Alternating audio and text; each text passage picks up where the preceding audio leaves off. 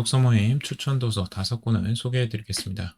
첫 번째 책은 유배지에서 보낸 정약용의 편지, 정약용 저자 책입니다. 시대를 뛰어넘는 우리나라의 지적 거인 다산 정약용의 인간적 면모를 엿볼 수 있는 서간집입니다. 그는 한자가 생긴 이래 가장 많은 책을 남겼으며 시력을 집대성한 탁월한 학자이자 사상가입니다.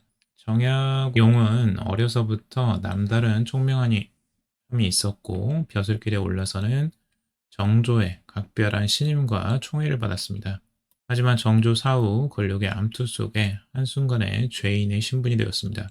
기득권자들의 질투와 누명으로 억울하게 유배 생활에 처합니다. 정약용의 인간적 고통과 절망이 얼마나 컸을지 가늠이 되지 않습니다. 18년 동안의 유배 생활에서 쓴 이 편지들은 엄하면서도 자상한 아버지이자 스승으로서의 가르침과 이 진실된 마음이 구절구절 담겨 있습니다. 한 인간으로서 포기할 수 없었던 삶에 대한 갈등과 가슴 저미는 다산의 고백은 우리로 하여금 어떻게 살아야 할 것인지에 대한 훌륭한 길잡이가 되어줍니다. 얼핏 보면 도덕 선생님 같은 말씀들이지만 정성을 담은 편지 내용을 보면 그 뜻이 진심으로 다가옵니다. 두 번째 책은 타인에 대한 연민, 마사 누스바움의 책입니다. 저자 마사 누스바움은 인간의 기본적인 감정인 두려움을 중심으로 이야기합니다.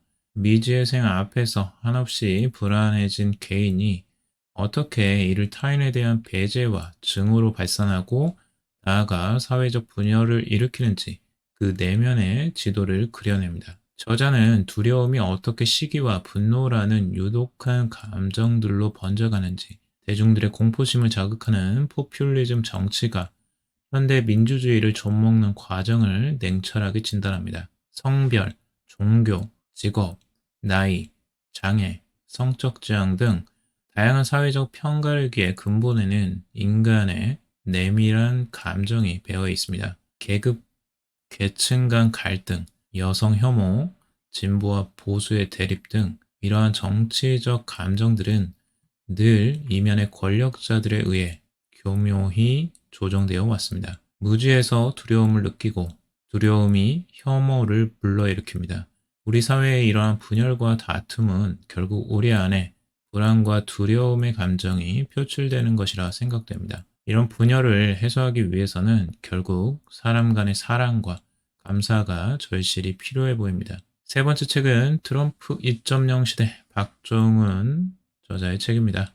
2024년 제47대 미국 대통령 선거에서 도널드 트럼프가 당선되면서 트럼프 2.0 시대가 도래했습니다. 지난 2017년 트럼프 정부 1기 때와는 판도가 완전히 달라진 양상입니다. 한층 강력해진 트럼프 정부 2기를 앞두고 여러모로 불리한 정책 방향이 예상되지만 대한민국 경제는 물론 세계 경제사의 현장에서 함께 뛰어온 박종훈 경제 전문가가 정확한 분석과 대비를 통해 트럼프 리스크를 트럼프 기회로 바꿀 수 있는 방안을 제시한다고 합니다. 더불어 트럼프 정책이 어떤 나비 효과를 불러올지 그리고 그 안에서 어떤 기회를 찾을 수 있을지 정확하게 분석한다고 합니다. 당장 대한민국의 배터리와 전기차, 반도체 산업 전반에 엄청난 변화가 일어날 것으로 보입니다. 안보 문제와 국방비 지출, 재정 적자 및 군수 산업의 미래도 마찬가지입니다. 트럼프의 암호화폐에 대한 우호적인 정책들도 눈여겨볼 만합니다. 네 번째 책은 칼을 품고 슬퍼하다 이상훈 저자의 책입니다. 조선시대 사명대사의 일대기를 다룬 역사소설입니다. 1592년 임진왜란이 조선을 덮칩니다. 불살생의 교리를 가장 앞세우는 불교의 승려인 사명은 고뇌에 빠집니다. 그는 눈물을 머금은 채 부처님께 용서를 구하며 칼을 들었습니다. 오직 백성들을 위해, 사랑하는 사람들을 위해 사명은 처절하게 임진왜란의 전면에 등장합니다. 승군 대장으로 떨쳐 일어나 왜군과 맞섰습니다. 사명은 뛰어난 전쟁 영웅이었습니다. 왜군 장수 가토 기요마사에게 그 대목이 조선의 보배라고 하며 몸을 움츠러들게 만들었습니다. 사명의 활약상은 그야말로 종횡무진 눈부신 것이었습니다. 조선인 포로들을 위해 사명은 거침없이 적의 소굴인 일본으로 들어갔습니다. 일본의 많은 적들이 사명에게 글 한 줄을 얻기 위해 줄을 서고 사명의 가르침을 받으러 머리를 조아렸다고 합니다.